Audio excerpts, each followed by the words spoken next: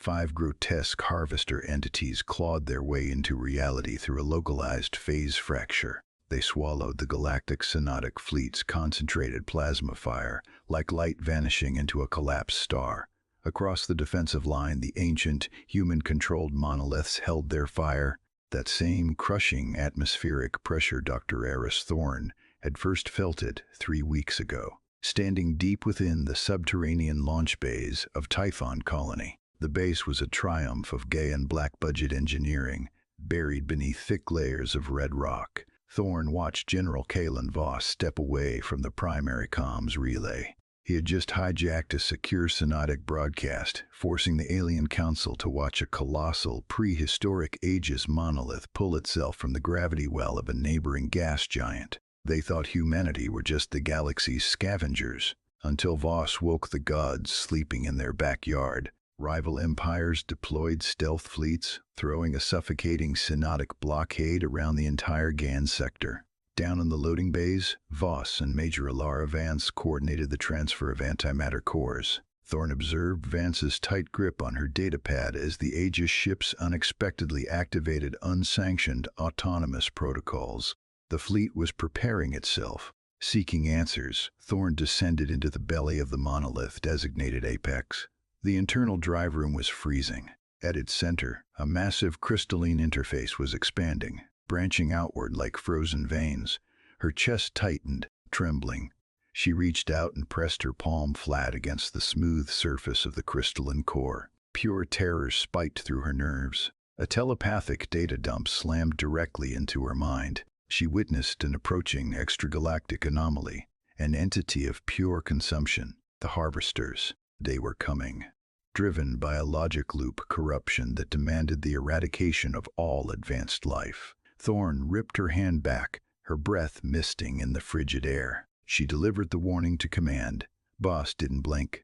He immediately overrode Commander Briggs and the fractured Gaian War Council, locking down the planetary grid. He repurposed the 12 ships from offensive warships into monolithic sentinels, anchoring them in a defensive orbit to wait.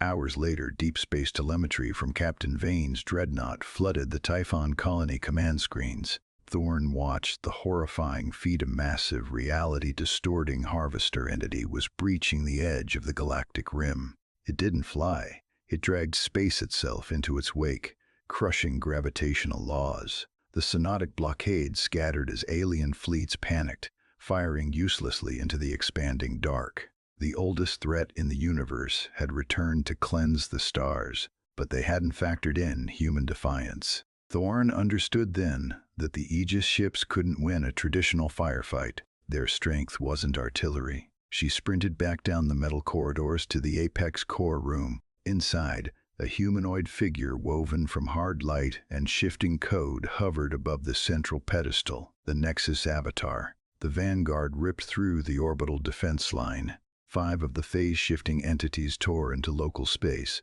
absorbing the frantic alien plasma fire while the silent human monoliths waited. Thorne didn't wait for Voss's explicit command. She stepped directly into the avatar's blinding light, synchronizing her neural pathways with the monolith and bypassing its standard engine protocols entirely. Pain flared behind her eyes as her mind expanded, violently connecting with the other 11 ships. The Harvesters expected deterministic logic, a calculable defense. Instead, Thorne fed them a free will override. The Aegis fleet projected a synchronized, invisible information beam. It was raw, unpredictable human instinct injected straight into the Harvesters' rigid logic loops. The molecular collapse hit instantly. The vanguard didn't explode. Their physical forms unraveled, dissolving into ash as their core programming fractured. The surviving Harvester armada froze in complete decision stasis. Unable to process the chaotic anomaly of Gaian defiance, they halted all forward momentum and retreated, shrinking back through the closing phase fractures. To the Council, it had been an extinction event. To humanity, it was a chance to finally level the playing field. Alien dignitaries soon traveled to Nova Terra's Zenith Citadel, officially dropping their blockades to acknowledge Gaian leadership. Thorne watched the monitors as the 12 Aegis monoliths settled into a permanent, silent orbit. Down in the drive room, the Nexus avatar powered down. Thorn reached out, pressing her palm flat against the smooth surface of the crystalline core. It felt cold, dense, and perfectly still.